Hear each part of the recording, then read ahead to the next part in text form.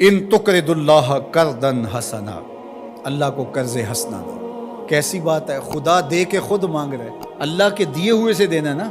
وَمِمَّا رَزَقْنَاهُمْ يُنْفِقُونَ، اللہ کے دیے ہوئے سے دیتے ہیں۔ ذرا دیکھیے، اللہ اس پہ ثواب دیتا ہے، اللہ کے دیے ہوئے سے دے کے اللہ سے ثواب لیتے ہیں، اور اللہ فرماتا ہے میں لٹاؤں گا بھی اور دگنا کر کے لٹاؤں گا۔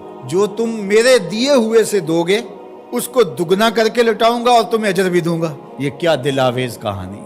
وَيَغْفِرْ لَكُمْ، اور تمہیں بخش بھی دے گا۔ واللہ شکور حلیم، وہ شکر گزار بھی ہے اور حلم والا بھی ہے۔ اللہ اکبر، اللہ خود دے کے خود کہتا ہے مجھے قرض دے۔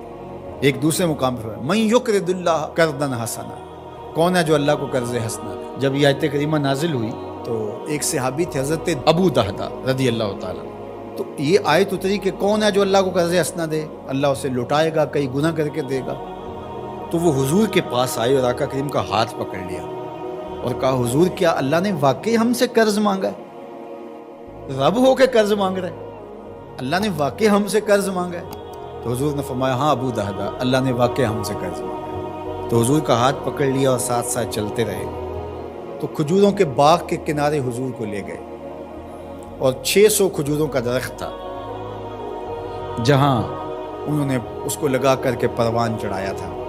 اور کھجور آپ کو پتہ کب لگتی ہے اور کب جوان ہوتی ہے، کتنا وقت لگتا ہے۔ پھل دینا آسان ہوتا ہے لیکن کھجور دے دینا یہ بڑا مشکل ہوتا ہے۔ وہ ہمارے دیہاتوں میں کہتے ہیں کہ جٹ گڑ کی پیسی دے دیتا ہے لیکن گنا نہیں توڑنے دیتا، کیونکہ فصل کے ساتھ جو لگاؤ ہوتا ہے، جو ایک ربط قلب ہوتا ہے، وہ بڑا گہرا ہوتا ہے، تو وہ گنا نہیں توڑنے دیتا، اس پہ لڑائی ہو جاتی ہے۔ لیکن وہ گڑ کی پیسی دے دیتا ہے، وہ کئی گنوں کا نتیجہ ہوتا ہے۔ تو کھجوریں، اور وہ بھی کئی سالوں میں پل کے جوان ہوئی، 600 کھجوروں کے درخت تھے، اور پھر اس میں رہائش بھی ان کی تھی۔ تو اس کے کنارے کھڑے ہو کے پھر ایک بار دہراتے ہیں حضور کیا واقعی اللہ نے ہم سے قرض مانگا ہے؟ تو حضور نے فرمایا ہاں ابو دہدہ، اللہ نے واقعی ہم سے قرض مانگا ہے۔ تو کہا پھر سودے کے آپ گواہ ہو جائیں، یہ باغ میں نے اللہ کو قرضے میں دے دیا،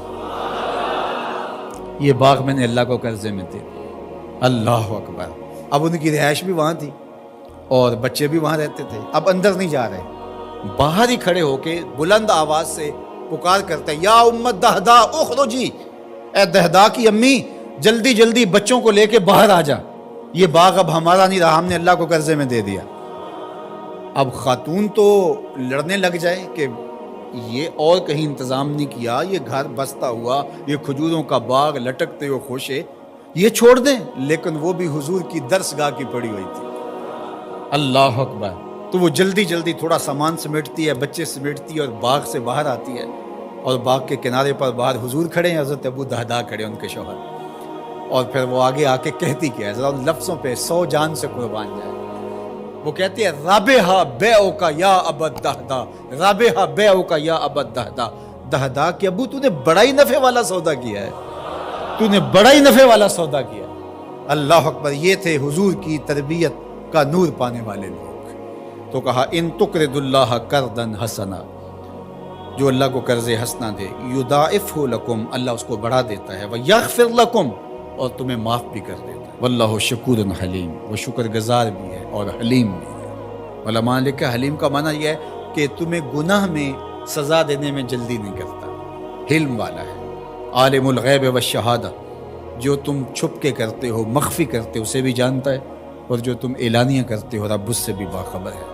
العزیز الحکیم، غالب ہے، اس پر کوئی غالب نہیں ہے، وہ حکمت والا ہے، یہ اس کی عظمتیں ہیں۔ تو سورہ التغابن اپنے دامن میں وہ نور رکھتی ہے کہ اس کی تلاوت کرنے سے زندگی میں جمال اور زندگی میں نور نصیب ہوتا ہے۔ علماء نے لکھا ہے وہ بیماری، وہ مشکل، وہ پریشانی جس کے ظاہری اسباب منقطع ہو جائیں تو سورہ تغابن پڑھیں، اللہ تعالیٰ جل شانہ اپنا کرم فرما دے، اپنی رحمت نازل فرمائے۔